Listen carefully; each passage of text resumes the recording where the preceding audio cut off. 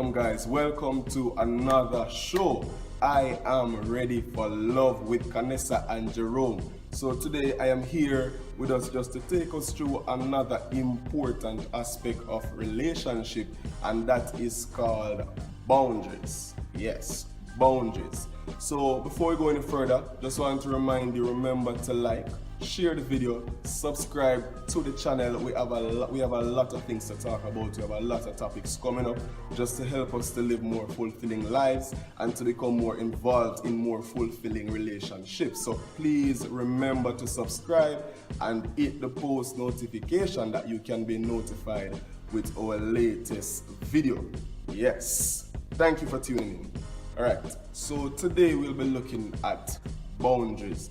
And I want for us to really look at boundaries in its simplest form as a set of guidelines that we use to really organize or to control how we want to be treated or how we want others to treat us. Good. So, boundaries. So to deal with the issue of boundary, I want first really to examine boundary from two main points of view, and one is personal boundary and the other is relationship boundary.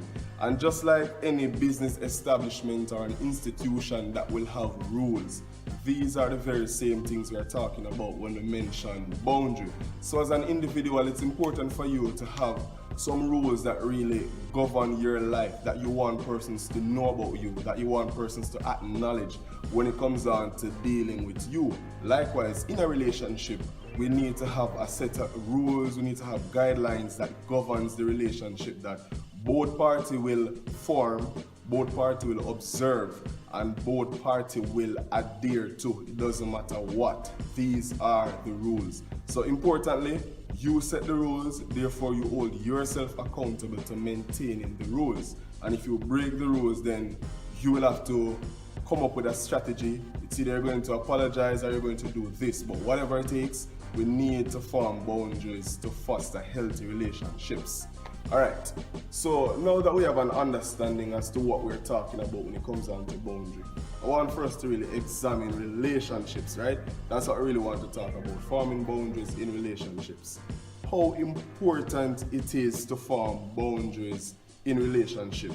One of the first things I came upon, or what I realized, is this: when you form boundaries in your relationship, it forms a good ground for you to attain your relationship goals.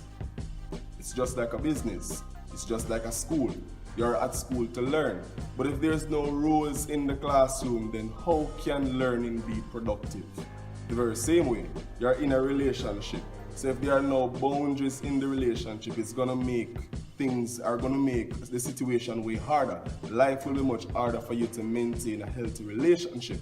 So forming boundaries in your relationship will improve the overall atmosphere, the overall climate of the relationship, causing it to be more productive, and as such you're able to attain your relationship goals. And as I mentioned relationship goals, I hope you are forming or you're setting goals for your relationships, because you don't want to be just living as the day goes by. So today is Tuesday, then yes, tomorrow is Wednesday, but like, where am I going? Do I have anything that I want to reach? Do we have any goals at all that we want to attain? So number one, boundaries are important because it helps you to strive towards your relationship goals. It helps you to accomplish those relationship goals.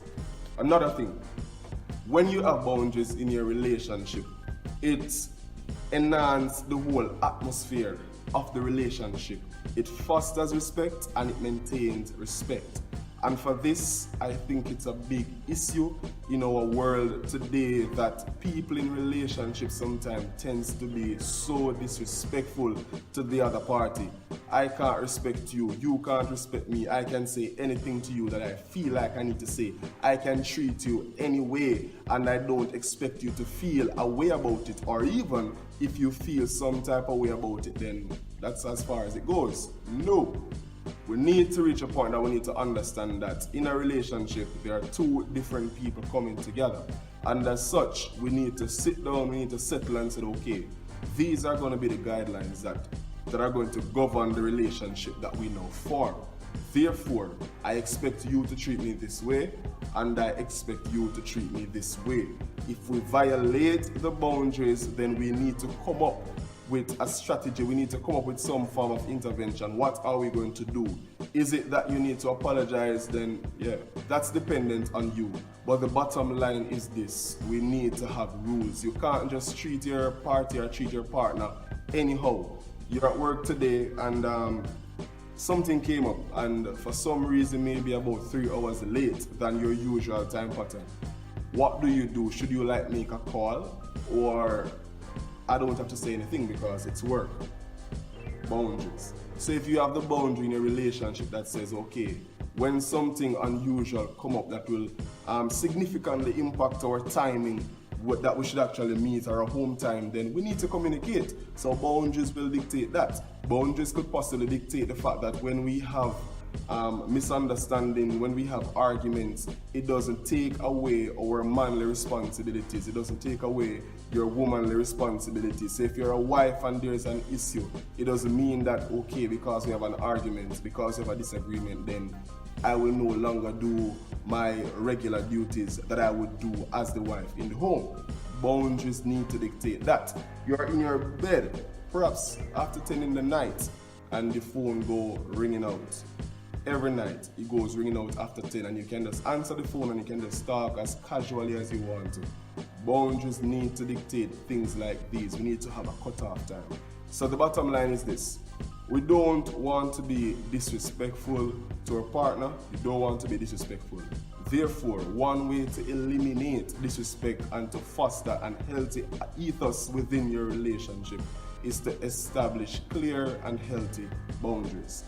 Another point: boundaries in a relationship are important because they foster accountability.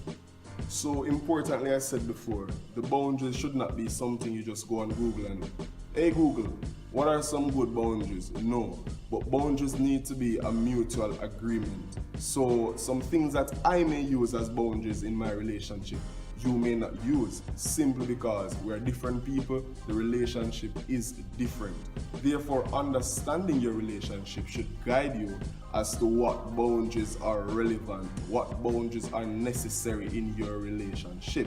So when you form your boundaries, then it should simply mean that you are able to maintain them, you're able to keep them. So if you step out of line, then it simply means that, okay, I think I need to apologize. I think I need to do something because I committed myself to this. I set this commitment, so I need to maintain it.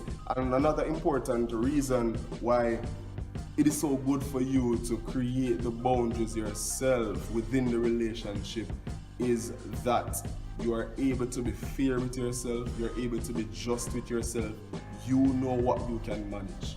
You best understand how much you can manage. So when you set the boundaries, it should be something that is attainable, right? So if something should happen and you break the boundaries, because there are times when boundaries will be violated, right?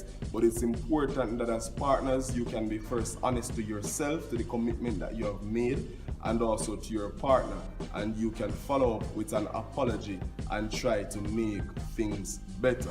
So overall, I really want to encourage you, think about it, establishing boundaries in your relationship. So that's one reason why a lot of relationships at times come under heavy pressure. A lot of times relationship comes under attack, and it's nothing from outside, but it's from within. Simply because we did not put certain foundation principles in place. So today I remind you, I encourage you to really look into the issue of boundary. Don't just live a life that is free, that will welcome disrespect, a life that will welcome chaos, a life that will welcome some sort of disorder within your relationship, but live a life that is organized, live a life that is fair to both parties, live a life that will be productive, that can basically push you to attaining your relationship goals. So, as I wrap up your assignment,